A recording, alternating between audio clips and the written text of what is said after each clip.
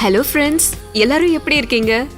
மனதின் ஓசையில இன்னைக்கு நாம கேட்க போற கதையோட பேரு தன்னம்பிக்கை. ஒரு நிறுவனத்தோட தலைவருக்கு தன்னோட நிறுவனத்துல சில தவறுகள் ஏற்பட்டுச்சு. அதனால 50 கோடி நஷ்டம் ஏற்பட்டுடுச்சு. ரொம்ப சோர்ந்து போன அவரு பக்கத்துல இருந்த பூங்காவுக்கு போய் அங்க இருந்த பெஞ்சில உட்கார்ந்தாரு. அப்போ கொஞ்சம் பெரிய மனிதர் மாதிரியான தோற்றத்துல ஒருத்தர் அவருக்கு பக்கத்துல வந்து உட்கார்ந்தாரு. இவர் சோகமா அமர்ந்திருக்கிறத பார்த்து, நீங்க ஏன் சோகமா இருக்கீங்க அப்படின்னு கேட்டாரு. அதுக்கு அவரோ, எனக்கு தொழில்ல நஷ்டம் ஏற்பட்டுடுச்சு, மனசு ரொம்ப உடைஞ்சு போயிருக்கேன் அப்படின்னு சொன்னாரு. எவ்வளவு ரூபாய் நஷ்டம் ஏற்பட்டுடுச்சு அப்படின்னு கேட்டாரு. அதுக்கு 50 கோடி அப்படின்னு சொன்னாரு.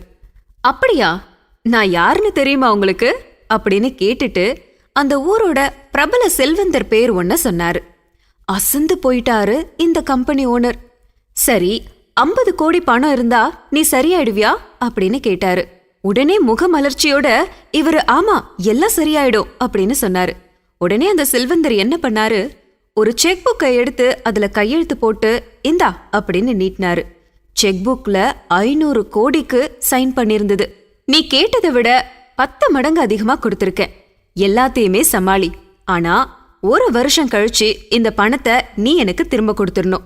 அடுத்த வருஷம் இதே நாள்ல இங்க நான் காத்துட்டு இருப்பேன் அப்படின்னு சொல்லிட்டு செக்க இவரோட கையில கொடுத்துட்டு கிளம்பி போயிட்டாரு.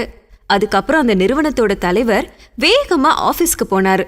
தன்னோட ரூமுக்கு போன அவரு செக் புக்க தன்னோட பீரோல வச்சு பத்திரமா பூட்டினாரு. அதுக்கப்புறம் தன்னோட உதவியாளரை அழைச்சு, ஊழியர்கள் எல்லாரையுமே நிர்வாக கூட்டத்துக்கு அழைச்சிட்டு வாங்க அப்படின்னு சொன்னாரு. ஊழியர்கள் எல்லாரும் கூட்டத்துல அமர்ந்திருந்தாங்க. இந்த நிறுவனத்தோட தலைவர் பேச ஆரம்பிச்சாரு. நண்பர்களே, நம்ம நிறுவனத்துல 50 கோடி நஷ்டம் ஏற்பட்டுச்சு. ஆனா இப்ப என் கையில 500 கோடி ரூபாய் இருக்கு. ஆனா இந்த பணத்தை நான் தொடமாட்டேன். இந்த நஷ்டம் ஏன் ஏற்பட்டுச்சு, எதனால ஏற்பட்டுச்சு அப்படின்னு ஆராய்ச்சி பண்ணி அத சரி பண்ணி இந்த நிறுவனத்தை வெற்றிகரமா செயல்படுத்த நீங்க எல்லாரும் ஒத்துழைப்பு கொடுங்க அப்படின்னு கேட்டாரு. அதுக்கு பிறகு வேலைகள்லாம் வேக வேகமா நடந்துச்சு. தவறு கண்டுபிடிக்கப்பட்டு களையப்பட்டது. அதுக்கு பிறகு எல்லா ஊழியர்களையும் சரியா ஒத்துழைக்க வச்சாரு. அவரோட பேச்சு, மூச்சு, செயல், சிந்தனை, தூக்கம் எல்லாமே அவரோட தொழிலை பத்தி தான் இருந்துச்சு. சரியா 1 வருஷம் கழிந்தது. கணக்குகள்லாம் அலசப்பட்டுச்சு. இவருடைய நிறுவனம் ரொம்ப சரியா 550 கோடி ரூபாய்கள் லாபம் ஈட்டி இருந்தது.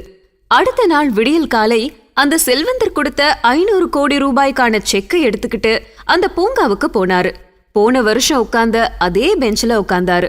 காலை நேரம்ன்றதுனால பனிமூட்டத்தோட காணப்பட்டுச்சு. கொஞ்ச நேரம் கழித்து தூரத்துல அந்த செல்வந்தரும் அவருக்கு பக்கத்துல அவரோட கைகளை பிடிச்ச மாதிரி ஒரு பெண்மணியும் வந்தாங்க. அந்த பனிமூட்டத்துல 2 பேரும் வர்றத இவர் பார்த்தாரு. சில வினாடிகள் கழித்து பார்த்தா அந்த பெண்மணி மட்டும் வராங்க. அந்த செல்வந்தரை காணோம். அவங்க கிட்ட போய், உங்க கூட வந்தவர் எங்கம்மா அப்படின்னு கேட்டாரு. அதுக்கு அந்த பெண்மணி பதட்டத்தோட, உங்களுக்கு அவர் ஏதாச்சும் தொந்தரவு செஞ்சுட்டாரா அப்படின்னு கேட்டாங்க. இல்லம்மா, ஏன் கேக்குறீங்க அப்படின்னு இவர் கேட்டாரு. அதுக்கு அந்த பெண்மணி, இல்ல ஐயா, அவர் மனநிலை சரியில்லாதவர், செக்கு தரேன் அப்படின்னு சொல்லி இங்க இருக்கிறவங்கள்ட்ட தன்னோட பழைய செக்க கிழிச்சு கழுத்து போட்டு கொடுத்துருவாரு அப்படின்னு சொன்னாங்க. அதை கேட்ட அந்த நிறுவன தலைவர் கொஞ்ச நேரத்துல ஷாக் ஆயிட்டாரு. அந்த செக்கால தான் நம்ம இவ்ளோ லாபத்தை ஈட்டினோம் அப்படின்னு நினைச்சாரு. ஆனா அது உண்மை இல்ல. நம்மளால முடியும் அப்படின்னு நினைச்சதுதான் இவ்ளோ பெரிய லாபத்தை அவருக்கு ஈட்டி கொடுத்தது. அதனால நம்மளால எதையுமே செய்ய முடியும் அப்படின்னு முதல்ல நம்பணும். அப்பதான் நம்ம வாழ்க்கையில முன்னேற முடியும். என்ன ஃப்ரெண்ட்ஸ், இந்த கதை உங்களுக்கு பிடிச்சிருந்ததா? மறக்காம ஷேர் பண்ணுங்க. நாளைக்கு வேற ஒரு கதையோட உங்களை வந்து மீட் பண்றேன்.